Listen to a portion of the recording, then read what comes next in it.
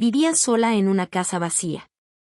No era solo la ausencia de muebles lo que la hacía sentir así. Ricardo se había llevado la vida de cada habitación cuando se fue. Hacía 6 meses, el silencio era mi compañero constante, un zumbido bajo que se había convertido en el sonido de mi existencia. La casa, que alguna vez fue el sueño de Ricardo, nuestro refugio, ahora era un mausoleo de 2 pisos lleno de ecos y recuerdos que me negaba a guardar en cajas. Su familia, su madre Beatriz y su hermana Sofía, me lo recordaban constantemente. Elena, es demasiado grande para ti sola, decían, sus voces untadas con una falsa simpatía que apenas ocultaba su codicia. Querían la casa. Querían borrarme de la vida de Ricardo tan eficientemente como el accidente de coche se lo había llevado a él. Yo era solo un obstáculo, la viuda inconveniente que ocupaba un activo valioso.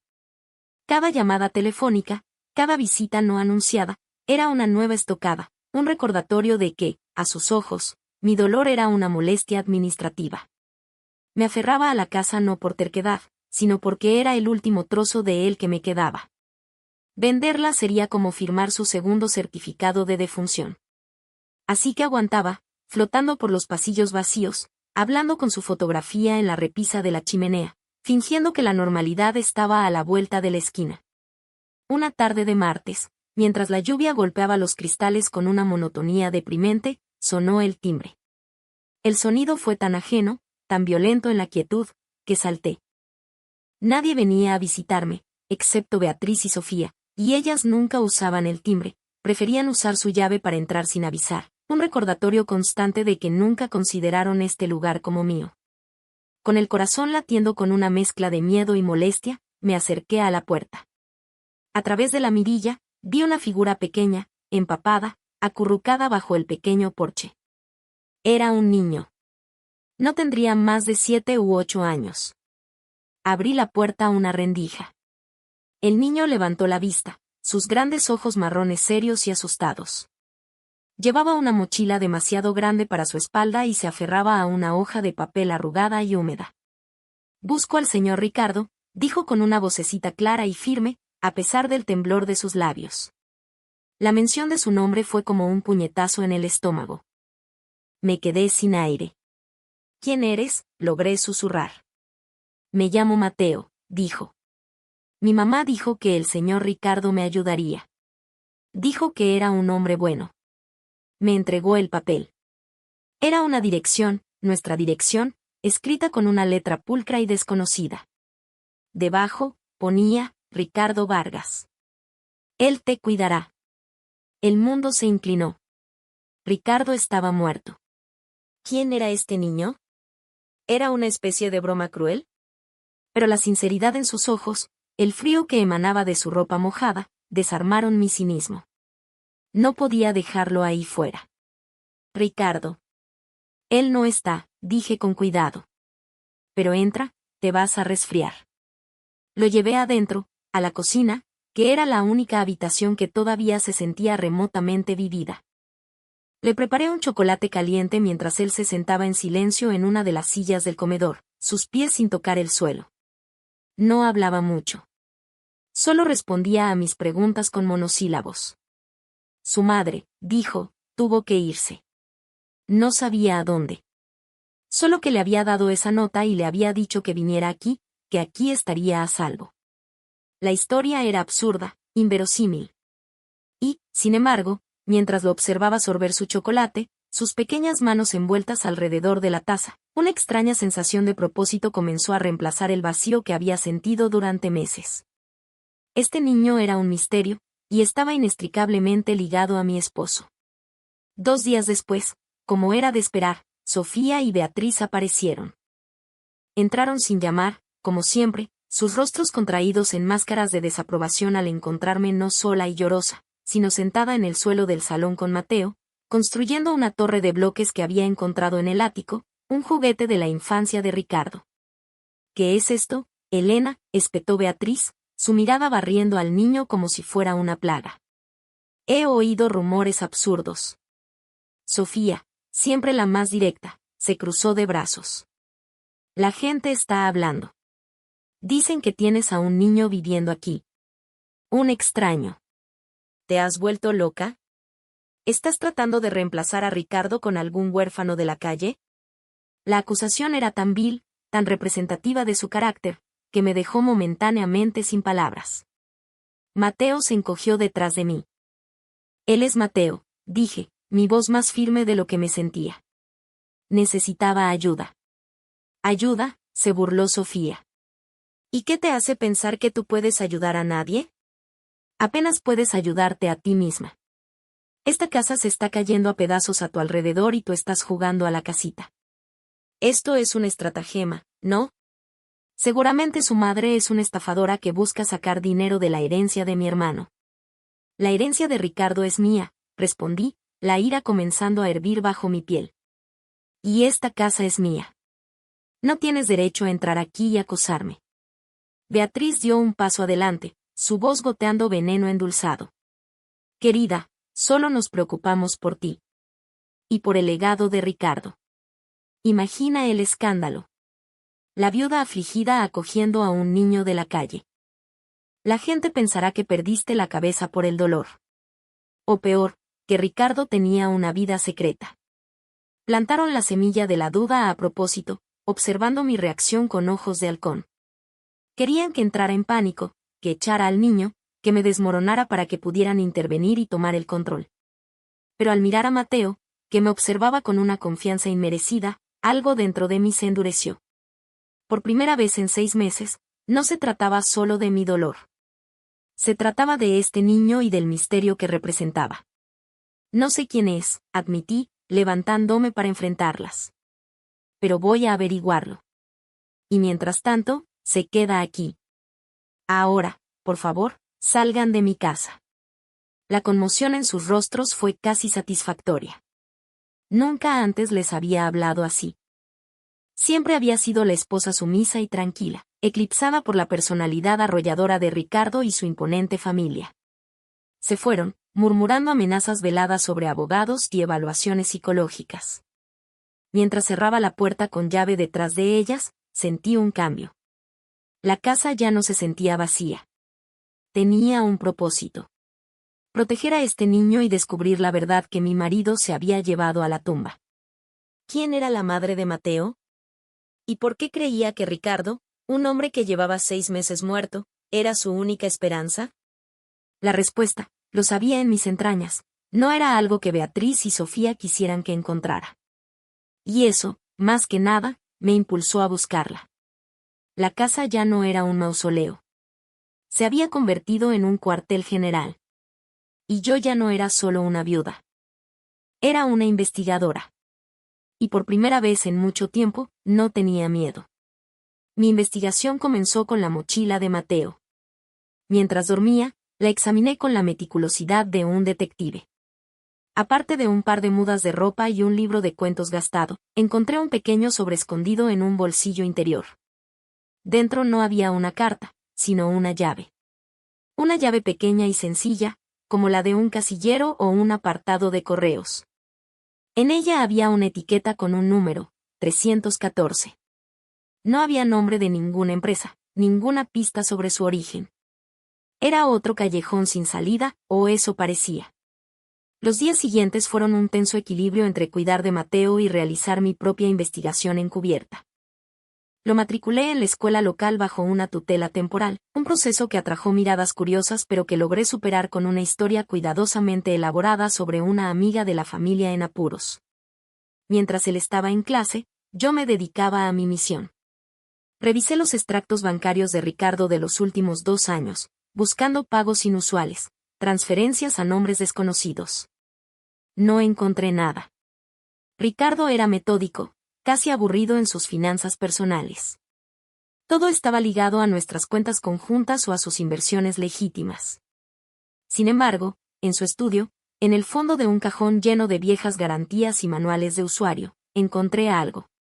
Un pequeño cuaderno negro. Dentro, Ricardo había anotado una serie de nombres junto a cantidades de dinero y fechas. No eran transacciones bancarias. Parecían pagos en efectivo. Y un nombre se repetía una y otra vez, Clara. Al lado de la última entrada de Clara, había una nota, el fondo es una farsa. BIS lo están desangrando. Necesito pruebas concretas antes de actuar. No puedo ponerla en peligro. BIS, Beatriz y Sofía. Un escalofrío me recorrió. Ellas dirigían la Fundación Vargas para el Bienestar Familiar, una organización benéfica que su padre había fundado y que ellas habían heredado. Siempre me había parecido un proyecto de vanidad, una forma de codearse con la élite de la ciudad en galas benéficas. Ricardo nunca hablaba mucho de ella, siempre la descartaba con un gesto de la mano. Ahora empezaba a entender por qué. La madre de Mateo tenía que ser Clara.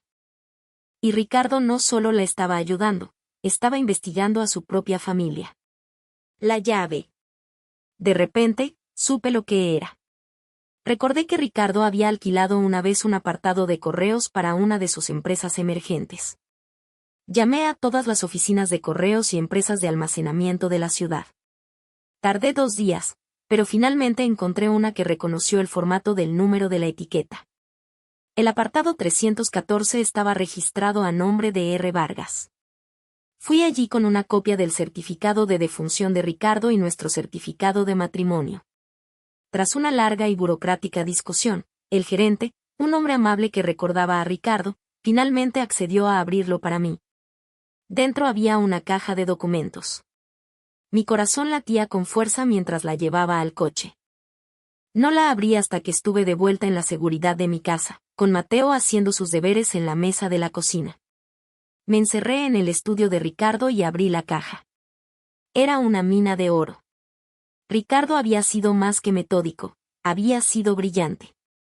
Había copias de extractos bancarios de cuentas en paraísos fiscales a nombre de sociedades fantasma. Había un rastro de papel que mostraba cómo se desviaban los fondos de la fundación, donaciones destinadas a familias necesitadas, hacia esas cuentas. Y los directores de esas sociedades fantasma eran Beatriz y Sofía. Había correos electrónicos impresos, transcripciones de conversaciones grabadas en secreto. En una de ellas, Sofía se reía de lo fácil que era engañar a los donantes ricos y sentimentales. En otra, Beatriz se quejaba de que Ricardo estaba haciendo demasiadas preguntas y que necesitaban controlarlo. Y luego encontré la carpeta de Clara. Dentro había documentos que detallaban su situación, una madre soltera que luchaba por mantener a su hijo después de que su marido la abandonara. La fundación la había rechazado, alegando falta de fondos. Ricardo la había encontrado a través de un programa de mentores en el que participaba y había empezado a ayudarla personalmente con su propio dinero. Pero lo más importante era el testimonio firmado de Clara. Describía cómo Sofía se le había acercado y le había ofrecido una suma considerable de dinero en efectivo para que desapareciera. Sofía temía que Clara fuera la prueba viviente que Ricardo necesitaba para exponerlas. Le dijo a Clara que si no aceptaba el dinero y se iba, se asegurarían de que perdiera la custodia de Mateo. Por eso Clara había huido. No estaba huyendo de la pobreza, estaba huyendo de mi cuñada. Dejó a Mateo en mi puerta porque Ricardo le había dicho que, pasara lo que pasara, yo era la única persona en la que podía confiar. La verdad me golpeó con la fuerza de un huracán. La codicia de Beatriz y Sofía no tenía límites.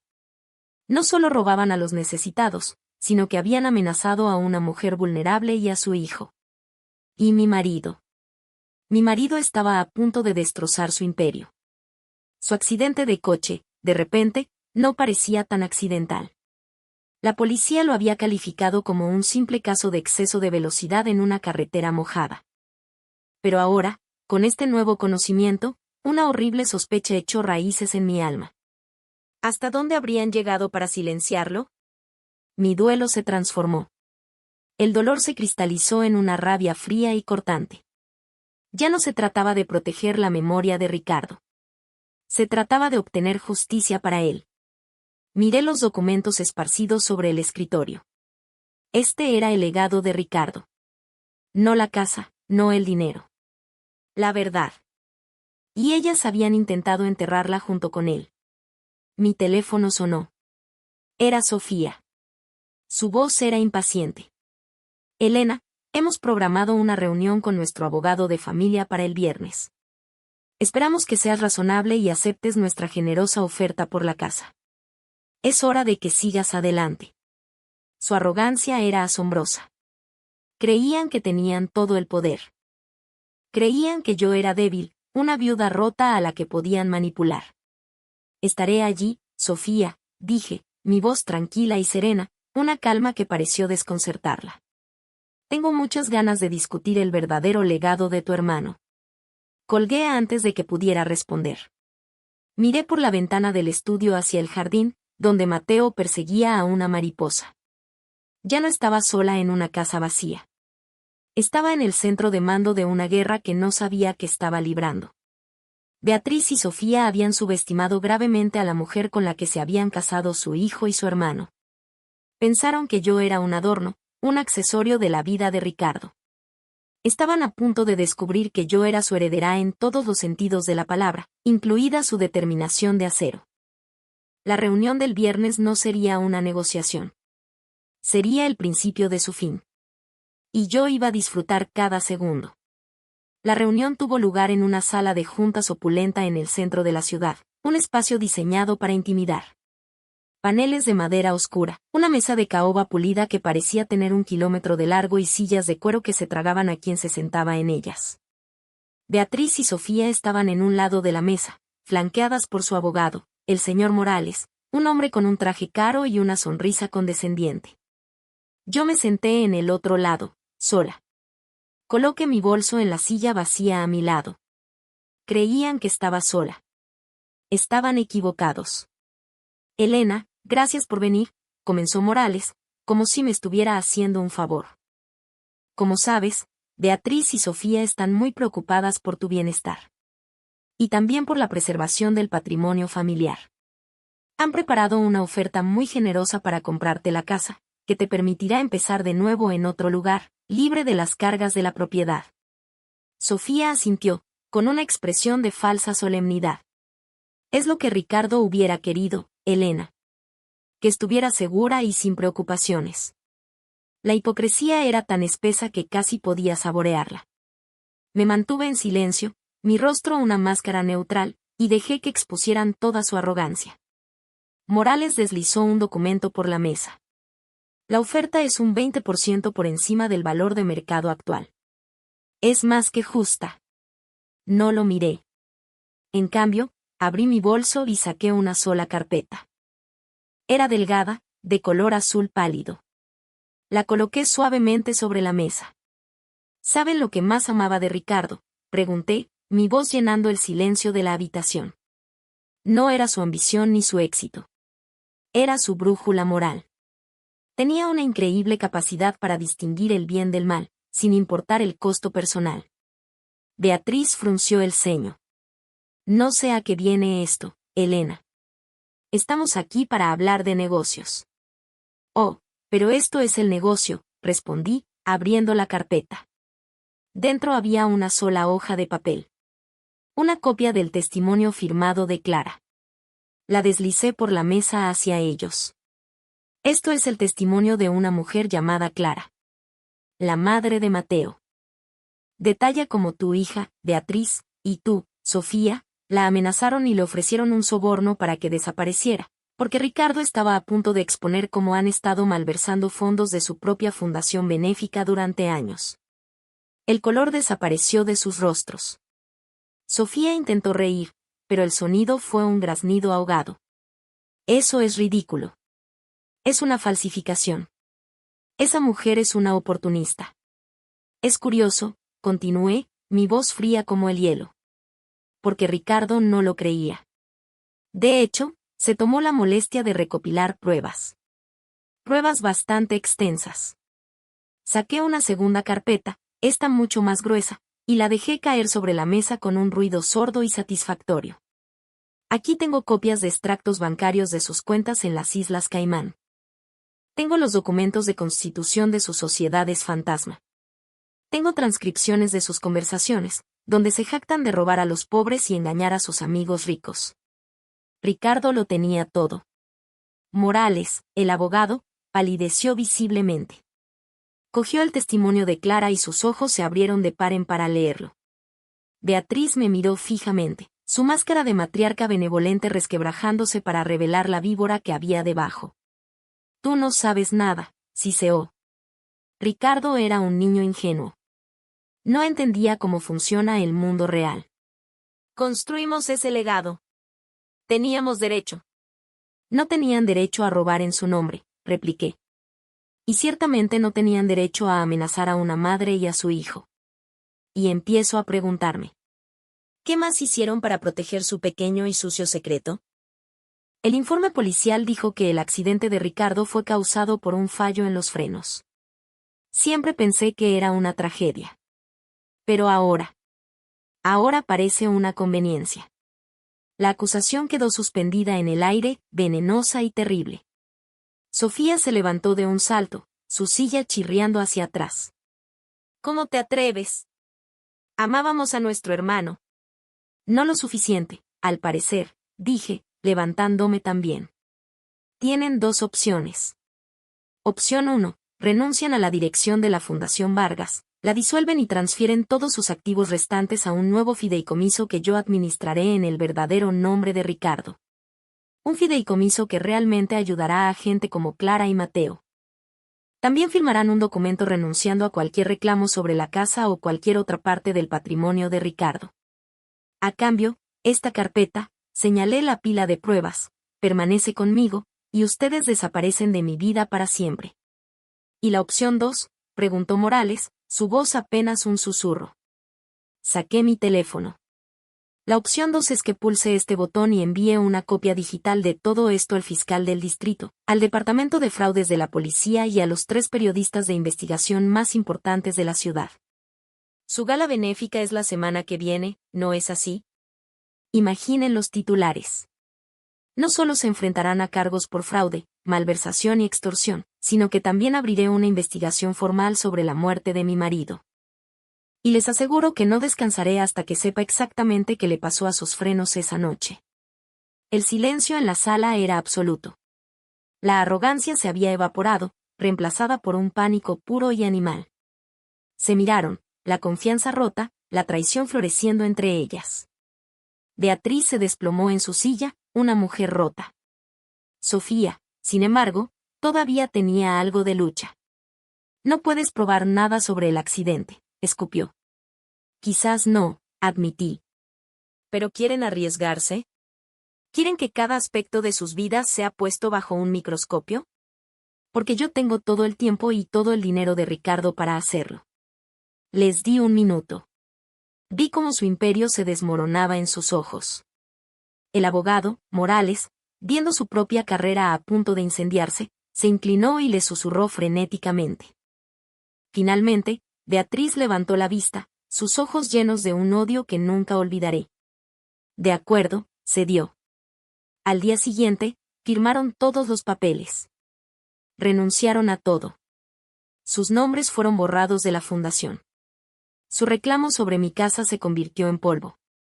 Se fueron de la ciudad esa misma semana, derrotadas y humilladas, su caída tan rápida y brutal como sus crímenes. Unas semanas más tarde, localicé a Clara. Cuando le conté lo que había pasado, lloró de alivio.